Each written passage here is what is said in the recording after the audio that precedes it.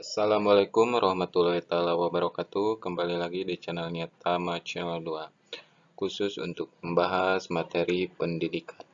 Nah, di pertemuan atau di dalam pembahasan video kali ini, kita akan belajar mengenai pendidikan Pancasila dan kewarganegaraan. Bab ke-1 yaitu ada kedudukan dan fungsi Pancasila untuk kelas 8 semester 1. Baik, kita langsung bahas mengenai apa sih yang dimaksud dengan Pancasila sebagai dasar negara. Nah, di sini kan di poin A ada Pancasila sebagai dasar negara.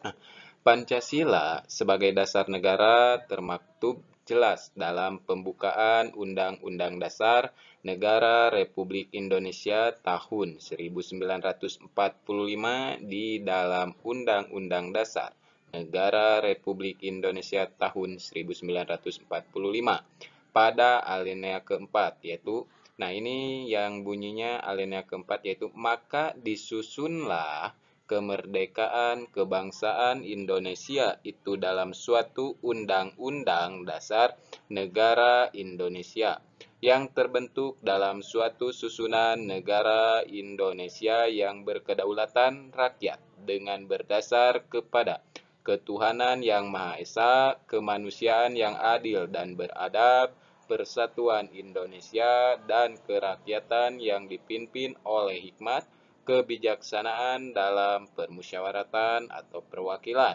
serta dengan mewujudkan suatu keadilan sosial bagi seluruh rakyat Indonesia. Nah, ini pengertian tentang Pancasila sebagai dasar negara itu sudah tercantum di dalam Undang-Undang Dasar atau di dalam pembukaan Undang-Undang Dasar alinea keempat. Mengacu pada kalimat negara Indonesia yang berkedaulatan rakyat dengan berdasarkan kepada menegaskan bahwa dasar negara Indonesia adalah Pancasila.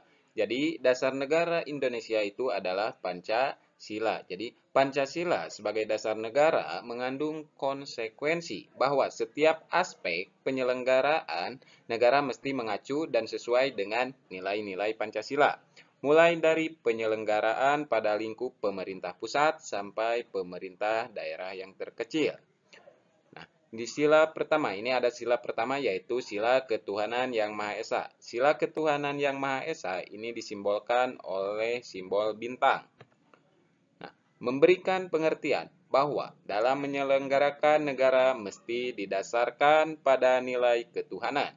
Maka dalam pasal 29 ayat 1 Undang-Undang Dasar Negara Republik Indonesia tahun 1945 ditegaskan bahwa negara berdasar atas ketuhanan yang Maha Esa, yang artinya tidak boleh ada kebijakan-kebijakan negara yang menyalahi nilai ketuhanan. Misalnya, negara membolehkan ateisme ada dan menyebar di Indonesia. Ini menyalahi Pancasila ke-1. Nah, di sini ada gambar mengenai Pancasila sebagai dasar negara, yaitu penyelenggaraan negara mesti didasarkan pada nilai-nilai Pancasila.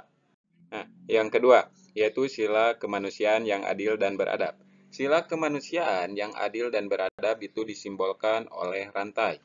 Adapun pengertian dari sila kemanusiaan yang adil dan beradab ini yaitu memberikan makna dalam menyelenggarakan negara mesti menghormati nilai kemanusiaan yang didasari atas sifat adil dan beradab, yang memiliki arti yaitu tidak boleh ada kebijakan-kebijakan negara yang mencederai nilai kemanusiaan yang beradab dan rasa keadilan. Misalnya, negara mengeluarkan kebijakan pembangunan tetapi mengorbankan hak-hak rakyat.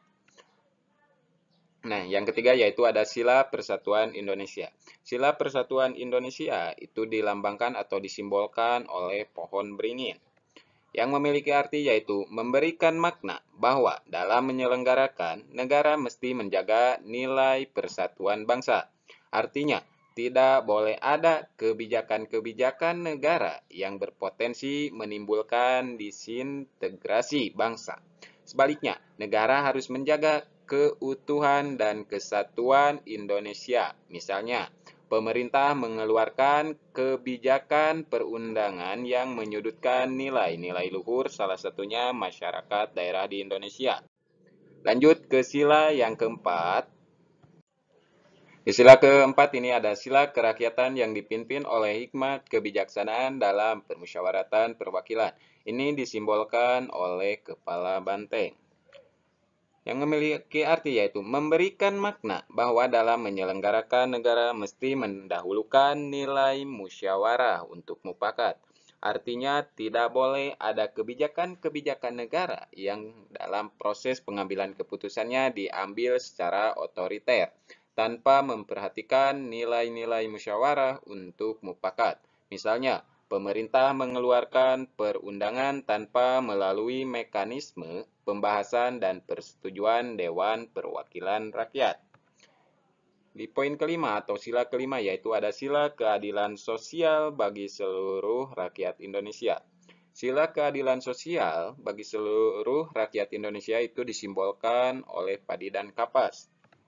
Nah, di sila kelima ini ada memberikan makna bahwa dalam menyelenggarakan negara mesti mengutamakan nilai keadilan sosial bagi seluruh rakyat Indonesia. Artinya, tidak boleh ada kebijakan negara yang hanya menyejahterakan sebagian warga negara. Sebaliknya, negara harus mewujudkan kesejahteraan yang adil bagi seluruh rakyat Indonesia. Misalnya, pemerintah mengutamakan kepentingan para pengusaha dalam perizinan eksplorasi sumber daya alam tanpa mempertimbangkan masyarakat sekitarnya. Nah, rumusan mengenai Pancasila. Rumusan Pancasila yang terdapat dalam alinea keempat pembukaan Undang-Undang Dasar Negara Republik Indonesia tahun 1945 ini secara yuridis konstitusional berlaku dan mengikat seluruh lembaga negara, lembaga masyarakat, dan setiap warga negara. Rumusan lengkap sila-sila dalam Pancasila dimuat dalam Instruksi Presiden Republik Indonesia Nomor 12 Tahun 1968 tentang tata urutan dan rumusan dalam penulisan atau pembacaan atau pengucapan sila-sila Pancasila sebagaimana tercantum dalam pembukaan Undang-Undang Dasar Negara Republik Indonesia tahun 1945. Penetapan Pancasila sebagai dasar negara sebagaimana terdapat dalam pembukaan Undang-Undang Dasar Negara Republik Indonesia tahun 1945 juga dimuat dalam Ketetapan MPR nomor 28 MPR tahun 1998 tentang pencabutan Ketetapan MPR nomor 2 MPR 1978 dan penetapan Pancasila sebagai dasar negara. Nah, bagaimana kalian sekarang menjadi paham kedudukan dan fungsi Pancasila sebagai dasar negara? Nah, dalam kehidupan di sekolah, kalian juga bisa mempraktikannya ketika pengambilan keputusan dalam lingkup organisasi siswa intrasekolah yaitu atau OSIS. Lakukanlah musyawarah untuk mencapai mufakat dalam pengambilan keputusan organisasi. Ketua OSIS tidak boleh otoriter atau memutuskan sendiri tanpa bermusyawarah dengan pengurus OSIS lainnya.